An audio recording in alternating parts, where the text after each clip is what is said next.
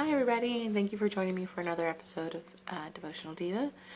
My name is Makeup Dr. Cherie, and today is January the 22nd. And so I haven't been talking about my devotionals that I've been doing on the YouVersion app. And I don't know, I told you I've been struggling a little bit lately, and I'm trying to make sure I stay in the Word. So I started a new devotional last week, and that one's called, let's see, I have it right down here, the 1 Year Chronological Bible. So it's the biblical events and context in which they unfold, and that's how I'm reading the Bible in 365 days. It's by the Tyndale House Publishers, released that, and it's one of the free devotionals out of like hundreds, if not thousands. I don't know how many devotionals are on the YouVersion Bible app, but I just love that app. And I'm not affiliated with them in any way. But so I'm super excited about doing that. But I do want to start out with saying Psalms 19:14, which says, "May these words of my mouth and this meditation of my heart be pleasing in your sight, Lord, my rock, my redeemer." And I say that just to remind myself that it's not for my will I do this, but for the Lord. And so, back to the Bible plan, there's like all kinds of cool different devotionals and plans. You could read something that's like 2 days or something that's like a whole year, like the one that I'm doing here. So I really like that. Also, I decided to do this because I wanted to understand the Bible better, and by doing the Devotional Diva, this is the first time I realized that there are a lot of books of the Bible that I did not realize existed.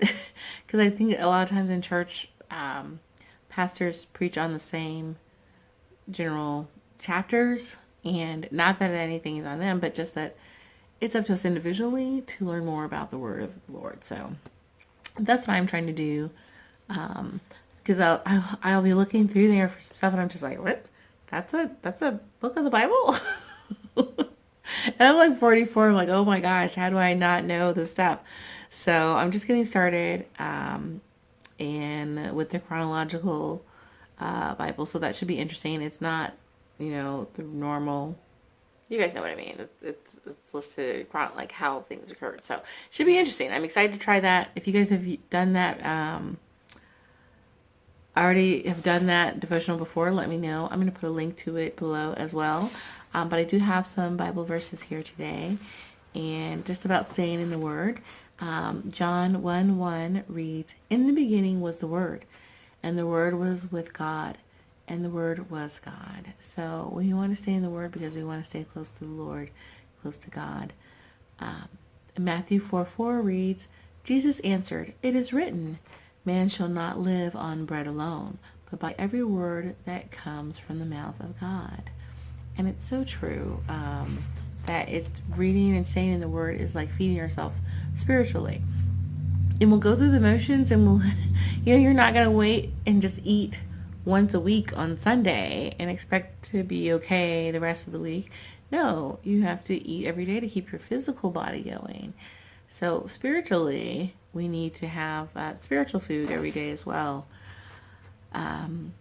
Romans 15:4 reads, "For everything that was written in the past was written to teach us, so that through the endurance taught in the scriptures and the encouragement they provide, we might have hope." And who doesn't need a little hope nowadays, especially nowadays, right? So it is uplifting and enlightening, especially the Psalms and the Proverbs, to read those.